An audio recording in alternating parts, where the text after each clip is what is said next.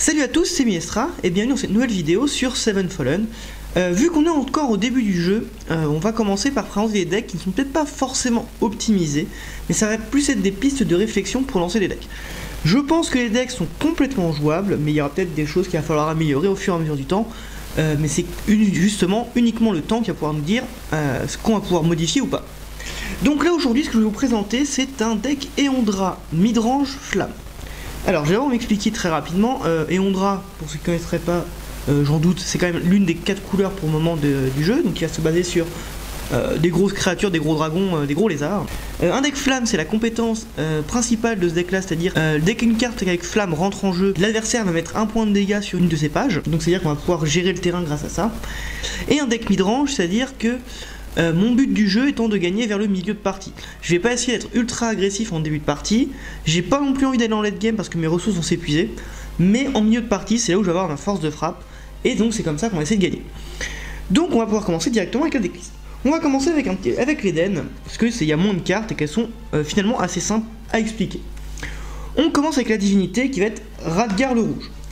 Évidemment qu'on va jouer Radgar le Rouge dans un deck flamme, je pense qu'il n'y a pas trop de surprises là-dessus. Le fait de pouvoir activer les effets de flamme en début et en fin de tour, c'est vraiment très fort. On va en abuser, on va en surabuser, tout le deck va tourner autour de ça. La carte est excellente. Le seul petit défaut qu'on va avoir à la carte, c'est sa volonté divine qui va être ici de 1, ce qui est pas très fort. Globalement, ça veut dire qu'on va jamais choisir de commencer ou d'aller en second, on va toujours être à la merci de l'adversaire. C'est un défaut, il va falloir s'en accommoder, mais le gros intérêt de la carte est tellement efficace qu'on peut pas s'en passer. Pareil, on va jouer ensuite un archange assez simple dans un deck flamme, en tout cas dans un deck midrange flamme, ça va être Altamannir. Altamannir, c'est simple, il arrive et il a une compétence en ferveur qui nous permet d'aller récupérer un dragon non légendaire et le mettre depuis notre deck et de le mettre au-dessus de notre livre sacré. En gros, on va tuto le dragon qu'on veut, et comme on a un deck avec beaucoup de dragons, eh bien c'est très fort, ça reste très fort.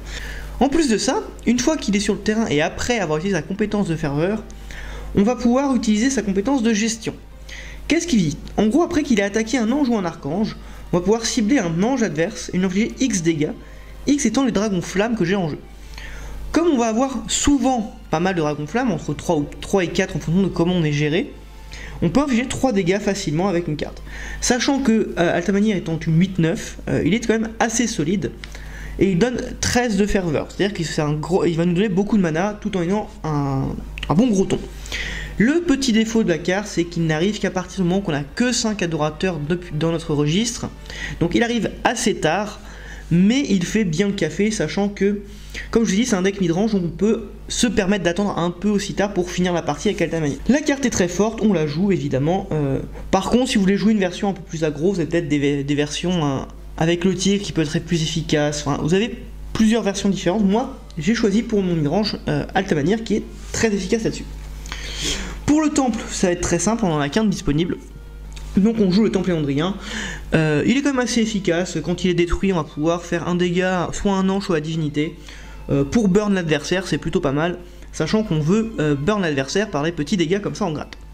Donc la carte est très forte, donc c'est très bien. On va jouer le meilleur adorateur du jeu, enfin dans notre deck, on va jouer 3 dragonnets. Dragonnet c'est très simple, pourquoi c'est très fort, 11 de C c'est correct, on reste dans la base. C'est un dragon, donc ça va pouvoir faire proc avec des effets, et il a flamme. Donc, il va faire pouvoir proc des effets de nombre de dragons flammes sur le jeu.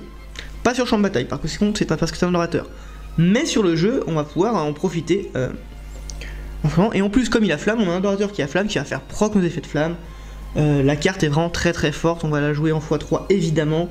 On veut la sortir le plus souvent possible dans les tours où ça nous intéresse. Autre adorateur qui est vraiment très fort, on va jouer 3 Lizardiens.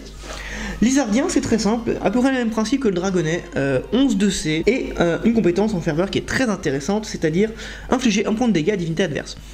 Comme je vous ai dit, on va essayer de burn l'adversaire avec des petits dégâts de gratte, et bah c'est un adorateur qui le fait très bien. C'est-à-dire que pour finir une divinité, si l'adversaire a un trop gros board, bah on va pouvoir s'en servir directement pour achever.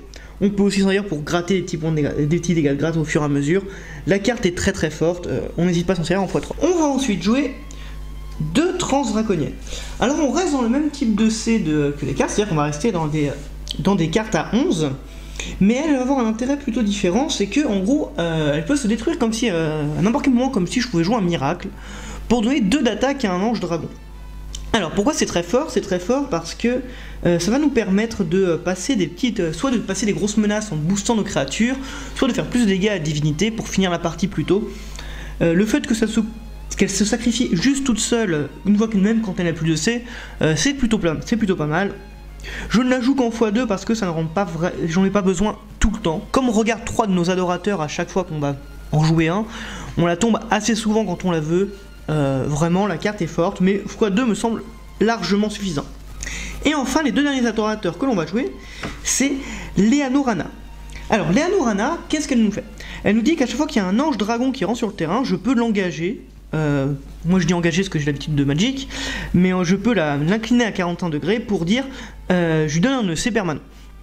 Et elle a un gros défaut quand même, c'est qu'en nuit divine, si je contrôle 10 anges dragons bannis ou dans les purgatoires, je vais devoir détruire Leanorana. C'est un peu un défaut, mais au final c'est pas très grave, parce que à part arriver dans le late game où c'est pas vraiment ma zone de confort, bah c'est pas très grave parce que il y aura pas la situation avant. À moins que je me fasse vraiment gérer en boucle. Mais bon bah c'est le jeu ma pauvre Lucette. Pourquoi je la joue par rapport à l'adorateur au dragon? L'adorateur au dragon et Leanorana vont avoir à peu près le même intérêt pour moi, c'est-à-dire beaucoup de C. Je vais avoir besoin d'avoir beaucoup de C. Mais là où Leanorana va avoir des EC en permanence, c'est-à-dire que si je l'arrive au tour 1 et que je joue au fur et à mesure des anges, je vais cumuler beaucoup plus de C qu'avec un adorateur au dragon par exemple. Donc c'est-à-dire que sur le long terme, elle est plus rentable. Maintenant, si j'ai besoin de très rapidement avoir des EC, je jouerai adorateur au dragon. Mais le problème d'adorateur au dragon, il y a un défaut que je n'aime vraiment pas du tout, c'est que je vais devoir montrer des cartes de ma main. Et ça, dans n'importe quel jeu de cartes, je déteste ça. Donner des informations sur ce que l'on peut jouer à l'adversaire, c'est se tirer une balle dans le pied. Là, avec cette carte, je peux continuer à faire mon bluff et avoir du mana sur le long terme. C'est-à-dire que quand je joue cette carte, je sais que je vais pas faire un gros tour, mais je vais faire que tous mes tours suivants vont devenir de plus en plus forts. Donc c'est une carte que j'aime bien avoir en début de partie. Je la joue qu'en x2 parce qu'en x3 elle n'est pas vraiment utile, parce que 9 de C c'est pas beaucoup. Même si elle va monter au fur et à mesure, certes, mais ça reste quand même assez peu.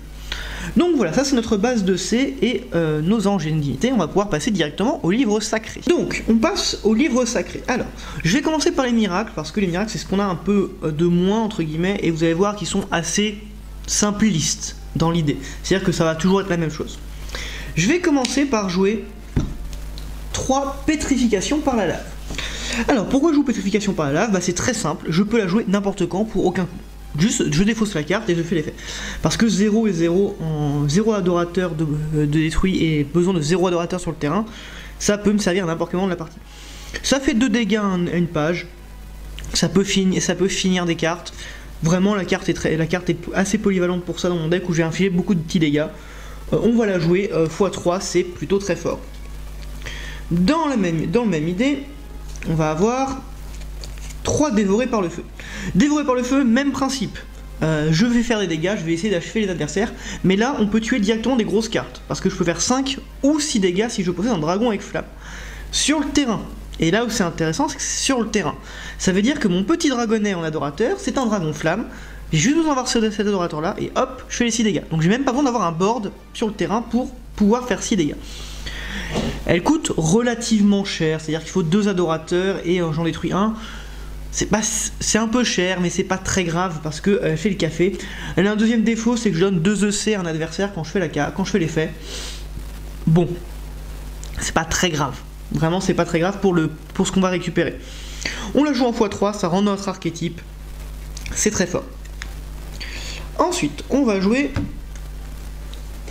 3 appâts du gain. Alors appât du gain, pourquoi on va la jouer? Donc là c'est pas une carte qui va être là pour gérer l'adversaire. Mais qu'est-ce qu'on veut dans un deck, soit contrôle, soit aggro, en fait dans n'importe quel deck, dans tous les cas, qu'est-ce qu'on aime, c'est avoir des ressources. C'est-à-dire avoir de quoi jouer. Parce que si j'ai une main vide, bah même si je pioche 2 cartes dans ce jeu, c'est-à-dire que j'ai 2 cartes à la fin de chaque tour, bah je vais être quand même limité à ces 2 cartes là. Donc c'est-à-dire que mes possibilités de jeu vont être assez faibles. Donc qu'est-ce qu'on a envie? On a envie de piocher le maximum de cartes possible. Cette carte là me dit piocher 2 cartes, c'est très simple. Il y a une condition qui est quand même assez gênante, mais qui n'est pas si gênante que ça.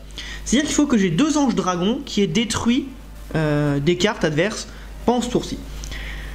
Au final, c'est pas très gênant parce que les dragons sont des gros, c'est des gros papas. Ils ont des gros stats, ils sont assez résistants, ils tapent fort. Donc on va avoir assez facilement de chances de pouvoir détruire ces cartes-là avec nos anges dragons. On détruit un adorateur, c'est pas très gênant non plus parce qu'on n'a pas forcément besoin de nos adorateurs. Donc juste piocher 2 cartes, c'est vraiment très fort. On la joue en x3 parce que ça se rentabilise très vite. On va jouer ensuite une destruction. J'ai joué une destruction pour me dire que si jamais j'ai un de mes anges qui va mourir au combat ou par un effet de carte, par exemple, bah je vais dire, bah en réponse, je vais me le sacrifier pour te détruire une carte qui a un coût de C inférieur à moi. C'est très fort parce que bah, mes cartes dragons principales, celles que l'adversaire va vouloir gérer évidemment, coûtent assez cher. C'est-à-dire qu'on est sur l'ordre de 7, 6. Donc je peux détruire tous les cartes qui vont coûter 7, 6 ou en dessous. En réponse à la destruction de mes anges. Maintenant, est-ce que c'est pourquoi je ne joue pas en x2, x3? Parce que je dois quand même sacrifier mes cartes et que, en général, mon objectif c'est plutôt de les garder en vie. Donc c'est plus une solution de secours ou pour gérer vraiment une grosse menace adverse. En x1, il suffit largement. On va jouer ensuite un coup mortel. Alors, coup mortel, c'est à peu près le même principe, c'est que c'est une carte qui coûte très cher. Il faut que j'ai 2 adorateurs et que j'en détruise 2. Elle est vraiment très chère à utiliser, mais elle va me permettre de sauver des situations. C'est-à-dire que je vais choisir un ange et je vais le détruire, tout simplement. Et en contrepartie, en plus du coût très cher de la carte, je vais lui donner XC, X étant la valeur de C de la carte qui a été détruite divisée par 2. Donc, c'est très fort parce que ça va me permettre de gérer des grosses menaces adverses assez facilement, entre guillemets. C'est-à-dire que j'ai pas besoin de lui infliger de dégâts, c'est juste que je la détruis, point barre, tu peux pas faire d'OM dessus parce qu'elle va te détruire quoi qu'il arrive. Mais elle coûte extrêmement cher et j'ai pas envie de mettre plus de ressources que ça dans le deck, donc je la joue qu'en x1. Elle est utile dans certaines situations, mais j'ai pas envie de l'avoir tout le temps parce qu'elle est vraiment trop chère. Je vais pas pouvoir la sortir dans tous les matchs. On continue sur le dernier miracle que je vais jouer en x1, c'est l'Orbe Draconique. Alors l'Orbe Draconique, peut-être que je devrais la jouer en x2, mais malheureusement je n'ai pas encore toutes les cartes du jeu, donc j'ai encore que cette carte là en x1. Mais en vrai, la carte est intéressante parce qu'elle est très polyvalente. On va choisir un de mes anges dragons quand je vais la jouer, elle me demande pas de détruire l'adorateur, et du coup je vais pouvoir faire plusieurs effets. Soit je vais réduire de 2 les prochains dégâts, soit je vais dire qu'il va gagner 2 marqueurs en détruisant 2 marqueurs +1/+1 en détruisant un adorateur, soit je vais pouvoir le mettre dans les limbes à la place de plus aléatoire, pour le rejouer plus tard. Globalement, cette carte-là me dit, tu vas protéger tes dragons, important, c'est très intéressant, faut pas hésiter à le jouer. Moi, je joue qu'en x1 parce que je n'ai pas le choix, mais vraiment, x2 ou x3, x3 ça me paraît un peu trop, mais x2, ça me paraît très intéressant à jouer comme carte. Donc ça, c'était les miracles. On va maintenant pouvoir passer aux anges et aux boucliers, aux anges et aux golems, pardon. Alors, on va commencer par jouer 3 crocs. Alors, 3 crocs, pourquoi c'est intéressant? Déjà, il n'a pas flamme, donc c'est pas vraiment une carte qui rentre vraiment spécifiquement dans l'archétype, mais la carte est très intéressante. Déjà, pour 4C, c'est une 4-4. Donc au niveau des stats, c'est très fort. Enfin, c'est très fort, c'est rentable, on va dire. Et en plus de ça, c'est que si jamais elle n'est pas détruite à la fin de la partie, à la fin du tour, en nuit divine, je peux forcer un adversaire à se battre avec le croc. Globalement, hein, c'est pas, ils vont pas se battre, mais ils vont s'infliger leur force. On va réduire ça, ils vont se battre. Ce qui va me permettre, en combinant avec les flammes, de gérer des plus grosses menaces. En plus de ça, je peux attaquer des créatures un peu plus faibles, c'est-à-dire que je vais forcer une créature qui a moins de 4 d'attaque, par exemple, je vais la détruire en phase d'attaque, et à la fin du tour, je vais sacrifier mon croc en détruisant une créature un peu plus grosse. Vraiment, cette carte est un très bon outil de gestion, et c'est ce qu'on veut. On veut que l'adversaire n'ait pas de ressources, on veut limiter le nombre de ressources de l'adversaire. Donc cette carte va être très forte pour ça. Je la joue en x3 parce que vraiment la carte est très forte. On va jouer un Ravage Black. Ravage Black, pourquoi je joue en x1? Parce que je trouve la carte en elle-même pas oufissime. Je m'explique. C'est un dragon avec flamme. Donc c'est ce qu'on veut dans notre deck, c'est très bien. Pour 5, c'est une 5-5. Donc au niveau des stats, c'est rentable. Mais son effet est quand même assez anecdotique. Il faut qu'il soit seul sur le champ de bataille pour que je puisse mettre une carte sur mon deck et en repiocher une. L'effet de pioche est très intéressant dans ce genre de deck, c'est pour ça que je la joue, mais comme je n'ai pas envie forcément de n'avoir que lui sur le terrain, c'est pas l'objectif du deck, bah il va servir assez rarement. Donc on joue en x1, ce qui peut nous permettre de relancer un peu la partie, ça reste une bonne carte, c'est-à-dire qu'elle est assez résistante, elle a flamme, donc elle rentre dans l'archétype, mais je ne la jouerai pas plus que x1. Ensuite, on va jouer 3 Dragon Souffle Ardent. Alors, pourquoi on joue Dragon Souffle Ardent? C'est vraiment l'une des cartes qui m'a fait opter pour la version mid-range plutôt qu'une version agressive. Qu'est-ce qu'elle nous dit? Je ne peux la jouer que pendant le tour adverse. Donc déjà, ça c'est quelque chose de très intéressant. Donc elle a tempête, évidemment, et elle a flamme. Donc la carte rentre dans l'archétype s'il n'y a pas de souci. Quand elle va rentrer sur le terrain, je vais choisir un ange, ou une page directement. Je choisis une page ou un ange, j'ai un doute. Une page, donc ça peut être aussi un golem. Je vais lui infliger autant de dégâts que j'ai d'anges flammes que je contrôle sur le champ de bataille. C'est très fort parce que ça nous permet, en plus de l'effet de flamme qui va arriver, de gratter des petits dégâts en plus, 2, 3, voire 4, voire même plus si jamais j'arrive à avoir un gros board, ce qui peut arriver. Elle coûte pas si cher que ça pour 5. 5 c'est quand même un coup, mais pour détruire une carte adverse pendant son tour, c'est vraiment très intéressant. C'est une 3-3, donc au niveau des stats, c'est pas oufissime. Mais si jamais elle survit au tour adverse, on peut quand même s'en servir pour attaquer, c'est quand même des dégâts corrects. Donc la carte est vraiment très forte, je la joue en x3. On va jouer l'une des cartes maîtresses du deck, 3 Léana Deondra. Léana Deondra, c'est simple, elle fait tout ce que vous voulez dans le deck. Vraiment tout.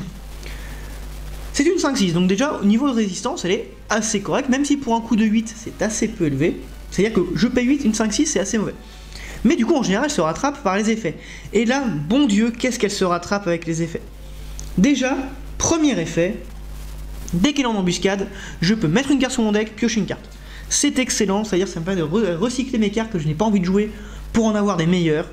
La carte est vraiment excellente pour ça, cet effet-là est vraiment excellent. Deuxième effet, qui est un peu plus rare dans mon deck, mais qui est quand même intéressant, c'est qu'elle peut être mise en renfort d'une embuscade avec un ange éondrin. J'ai pas énormément d'anges éondrins, mais ça peut quand même servir pour mettre une grosse phase d'attaque si jamais mes anges éondrins ne sont pas gérés. En plus de ça, en ferveur, en nuit divine et en aurore divine, j'ai infligé 2 dégâts sur le champ de bataille à une page. C'est vraiment trop fort. 2 dégâts, ça paraît rien, mais c'est beaucoup. Et en plus de ça, tant que la carte n'est pas gérée, je vais pouvoir l'effecter en boucle. C'est vraiment excellent. On rajoute à ça qu'elle est retrait, c'est-à-dire que si je veux attaquer, elle va pas se prendre le double de dégâts quand ça va venir le tour adverse. La carte est excellente, on la joue en x3, c'est obligatoire. La carte est vraiment trop forte. Du coup, pour aider à avoir cette Léana Deondra, on va jouer 3 Elora Deondra. Elora Deondra, c'est pour 6 une 5-5, donc au niveau des stats, c'est assez efficace. Elle a retrait, donc c'est une carte qui va pouvoir attaquer et défendre de manière assez safe. Et en plus de ça, quand elle est détruite, c'est-à-dire que l'adversaire va forcément devoir la détruire pour pouvoir taper ma divinité, parce qu'elle va retourner en AG une fois qu'elle aura attaqué, ou je peux tout simplement l'envoyer à la mort, moi-même.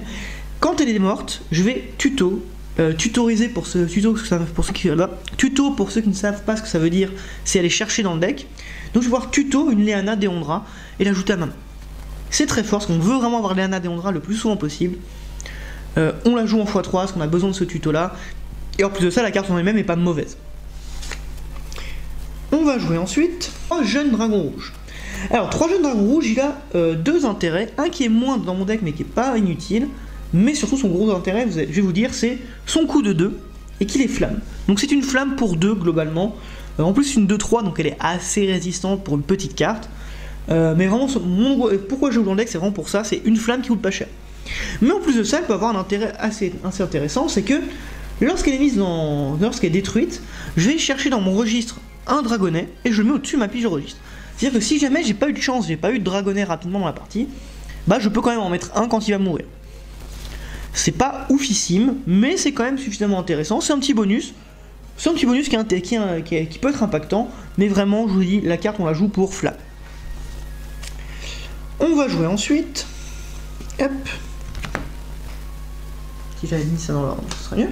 On va jouer 2 dragons flamboyants. Pourquoi j'en joue pas 3 de dragons flamboyants?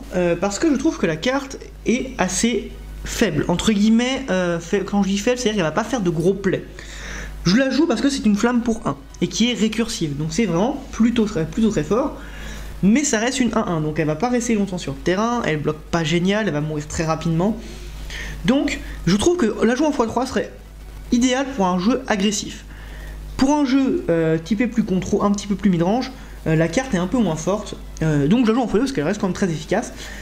Donc qu'est-ce qu'elle nous dit? C'est une flamme pour 1, donc vraiment c'est son intérêt. Elle a Phoenix X, et à chaque fois qu'elle va mourir, donc je vais la mettre dans mes limbes, et je vais lui mettre, donc je crois que c'est un marqueur ou deux marqueurs, j'ai un trou, et je vais lui mettre un marqueur flamboyance. Et donc, alors, quand elle va mourir, je vais lui mettre un marqueur flamboyance. Et qu'est-ce que ça veut dire? En gros, quand elle va revenir sur le terrain, je vais repayer son coût, donc c'est-à-dire de 1, plus le nombre de marqueurs flamboyance qu'elle a sur le terrain, donc c'est-à-dire que si elle est morte 3 fois, supposons, je vais repayer 4 pour la rejouer sur le terrain. Donc c'est une carte qui est très récursive. Et donc pour très peu de mana, je vais pouvoir refaire des flammes un peu rapidement, tout en n'épuisant pas des ressources de ma main, parce qu'elle vient des limbes. Donc la carte est intéressante, je la joue en x2. Si vous voulez laisser en x3, je pense que la carte est pas mauvaise, mais ça va pas dans mon style de jeu à moi. Qui dit flamme, dit dragon flamboyant. Dragon flamboyant, c'est une carte qui est plutôt intéressante, parce que déjà c'est une flamme, donc elle va faire proc un effet de flamme. Et pour 3, je vais avoir une 1-1 qui va gagner autant de marqueurs +1/+1 que de fois que j'ai activé flamme pendant le tour. Petit point intéressant, il ne va pas gagner de marqueurs +1/+1 pour son propre effet de flamme. L'effet de flamme se fera après ses marqueurs de dégâts. Donc, pourquoi c'est très fort? Parce qu'avec ma divinité, j'ai un moyen d'activer 4-5 fois des flammes pendant le tour, assez facilement entre guillemets, et donc pour 3 je peux avoir une 4-4, une 5-5, une 6-6 qui fait un effet de flamme, donc une carte qui est pas chère, qui peut avoir un très gros body, et qui va en faire en plus proc mes effets de flamme, donc pour gérer les créatures adverses. Je la joue en x3, la carte s'insère très bien dans l'archétype, la carte est très forte. On va jouer un Aramus. Alors Aramus c'est une carte qui est très intéressante dans notre plan de jeu défensif, parce qu'il a tempête, et lorsqu'il rentre sur le terrain, je vais annuler l'attaque d'un ange. Donc c'est très intéressant parce que ça me permet d'éviter une attaque en embuscade, d'éviter une attaque d'un gros ton adverse. C'est une 6-7, donc il a un body qui est plutôt intéressant. Il a flamme évidemment, donc c'est très très fort. Il coûte juste un peu cher, il coûte 8, c'est un peu la raison pour laquelle je ne jouerai pas en plus de fois. Parce que 8 c'est bien, c'est un peu cher, pour un effet qui est correct mais qui est pas forcément oufissime en dehors de notre tour, enfin pendant notre tour. Donc on veut vraiment la jouer pendant le tour adverse, donc c'est de la réaction. Et j'ai pas envie dans ce deck-là d'être forcément que dans la réaction, je veux mettre le rythme. Et c'est une carte qui ne met malheureusement pas beaucoup de rythme. Mais la carte est quand même intéressante pour certaines situations, donc on la joue en x. On va jouer 3 Thanator le Or. Thanator le Or, c'est une carte qui est très forte. Pourquoi? Parce que pour 6, on a une 6-5. Donc au niveau des stats, c'est un gros bourrin. Il a flamme, évidemment. Donc c'est-à-dire qu'il va nous permettre de gérer les petites créatures adverses.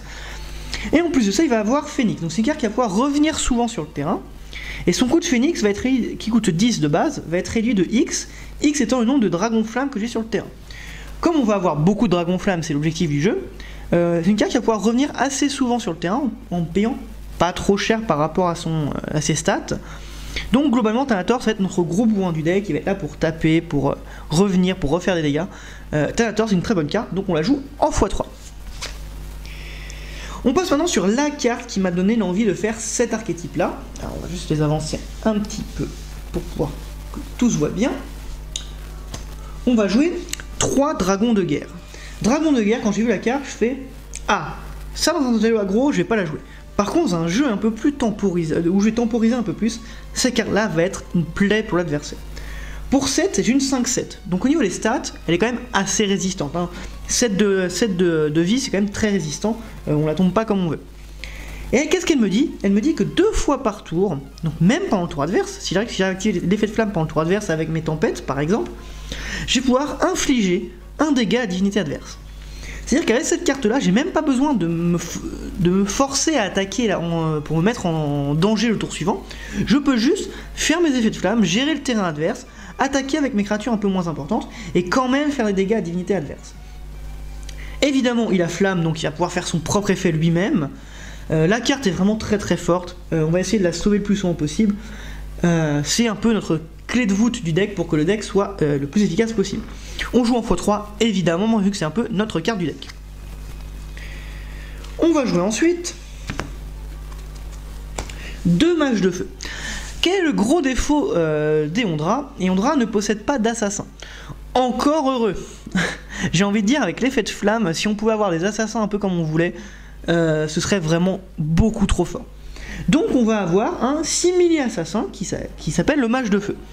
Pour 5, c'est une 5-5. Donc au niveau des stats, on est très content d'avoir ça. Qu'est-ce qu'elle va nous dire? En ferveur, attends. Hop. En ferveur, je peux remélanger depuis mon cimetière, mon purgatoire, un ange éondrien, par exemple une Liana d'Éondra, exemple, pour pouvoir la retutoriser après, pour infliger un dégât à un ange. Bon, bah c'est très fort. Pouvoir faire un dégât tout en remélangeant des cartes dans notre deck, on est très content. C'est plutôt très fort.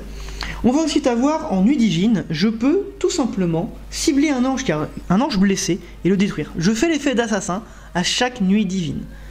Si la carte arrive à rester sur le terrain, la carte va faire des trous dans la défense adverse.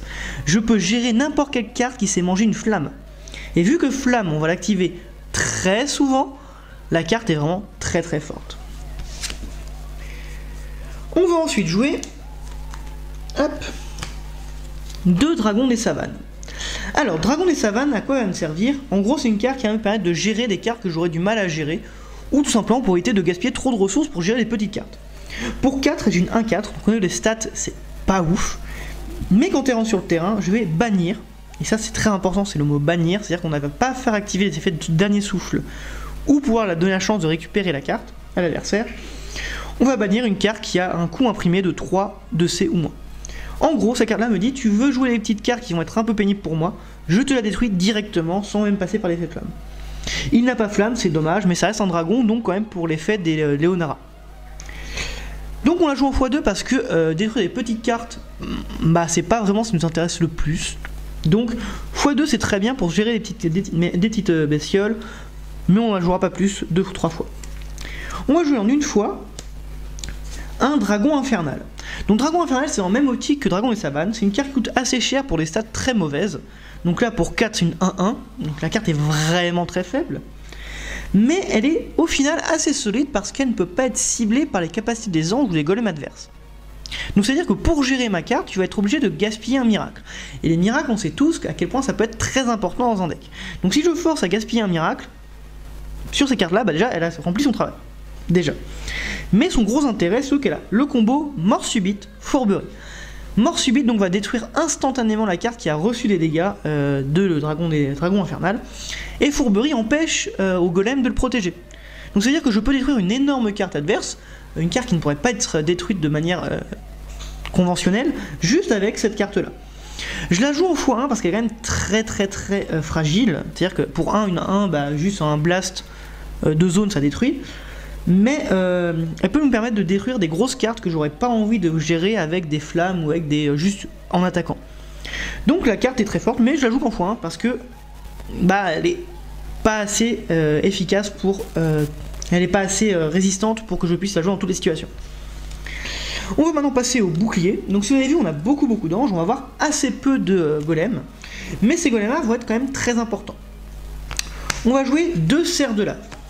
Alors, cerf de lave, pourquoi c'est extrêmement fort? Pour 4, j'ai une 4 de bouclier, donc c'est-à-dire qu'elle va bien protéger mes cartes. Et à chaque fois que je vais jouer qu'un dragon m'utilise flamme, je vais pouvoir mettre un EC, un de mes adorateurs. Et là où c'est extrêmement fort, c'est que ça se proc aussi sur les effets de ma divinité. Parce que ma divinité, c'est la carte qui va réutiliser son effet de flamme. Donc mon dragon va réutiliser son effet de flamme. Donc j'ai redonné un EC à un de mes adorateurs. Donc vraiment, la carte est extrêmement forte, rien que pour ça. Mais en plus, à chaque fin de tour, je vais pouvoir réactiver un effet de flamme du dragon qui est lié avec le golem, le cerf de lave. Donc ça veut dire que je peux réactiver en fin de tour, avec Radgar et le cerf de lave, 2 effets de flamme en plus. Qui va me donner donc 2 EC supplémentaires, qui va donc me permettre de rejouer des cartes un peu plus tard dans la partie. D'où l'intérêt de ne pas trop détruire nos adorateurs. Par exemple, Nuit sans fin va pouvoir détruire ses adorateurs en boucle, il s'en fout, c'est même dans son intérêt. Moi j'essaie de les garder même s'ils n'ont plus de C parce que je vais pouvoir en redonner au fur et à mesure grâce à ces cerfs de lave. La carte est très forte, je ne la joue qu'en x2 parce que je ne l'ai pas en x3, mais je pense que si je l'avais en x3, j'échangerais mon prochain golem qui est en x3 en x2 et inversement, je changerais le ratio. Donc la dernière carte qu'on va jouer, qui va être le golem, qui va être Féandrir. La carte est très forte, c'est pour ça que je la joue en x3. Et comme je vous dis, je pense que je ferai un switch de ratio si j'ai la possibilité. Donc lui, qu'est-ce qu'il va me dire? C'est qu'à chaque fois qu'un ange dragon utilise flamme, je vais lui donner un marqueur +1/+1 et je vais soigner entièrement Féandria. Ça veut dire que je vais pouvoir, grâce à cette carte-là, pouvoir avoir un golem qui va tenir très longtemps la partie, parce que 4 de blessure, bah, on sait pas qu'avec des petites créatures qu'on va le détruire, parce que je vais pouvoir le soigner en boucle, donc il faut attaquer avec une grosse créature. Et en plus de ça, à chaque fois qu'un ange va utiliser flamme, et bah, je vais lui mettre un marqueur +1/+1. C'est très fort parce que j'ai beaucoup de cartes avec flamme, évidemment, et ça va se proc plusieurs fois, même quand je vais activer l'effet de Radgar ou de serre de flamme par exemple. Donc c'est à dire que mes petites créatures qui sont pas très fortes, je vais pouvoir les faire grossir au fur et à mesure tant que cette carte est sur le terrain. Donc tant que cette carte n'est pas gérée, même mes petites créatures flammes vont devenir de plus en plus grosses, et donc de plus en plus menaçantes, et c'est comme ça qu'on va gagner la partie. On va gagner la partie en gros en détruisant le terrain adverse avec nos flammes, en boostant nos créatures, en ayant plein de sets différents, et en ayant tout simplement... Donc on va avoir une gestion... Donc on va avoir une gestion du terrain importante avec tous nos effets de cartes, et en plus de ça on va avoir des grosses cartes qui vont pouvoir être assez fortes au fur et à mesure de la partie. Juste que le late game n'est pas vraiment pour nous parce que nos cartes coûtent assez cher, et donc une fois arrivé en late game on aura épuisé pas mal de nos ressources, ce qui va rendre le deck un peu moins fort. Mais vraiment en milieu de partie ce deck là est vraiment très dangereux. Donc voilà, c'était ma petite decklist de Eondra Flamme. J'espère que vous avez aimé la vidéo, n'hésitez pas à la commenter, la partager, mettre un pouce bleu, faire tout ce que vous voulez. Je la mettrai sur le forum et sur le Discord pour que ce soit bien visible. C'est tout pour moi. C'est tout pour moi. Je vous souhaite de faire du bon deck building parce que c'est vraiment la meilleure période pour deck builder, parce qu'on ne sait pas ce qui est méta, on ne sait pas ce qui est fort, on ne sait pas ce qui est joué. Donc on peut vraiment faire un peu tout ce qu'on veut. Donc n'hésitez pas à deck builder en masse et à partager tout ça. C'est intérêt d'une communauté, c'est de partager un peu nos découvertes pour qu'au final le jeu devienne de plus en plus intéressant. Donc voilà, moi je vous dis passez une bonne soirée, puis ciao.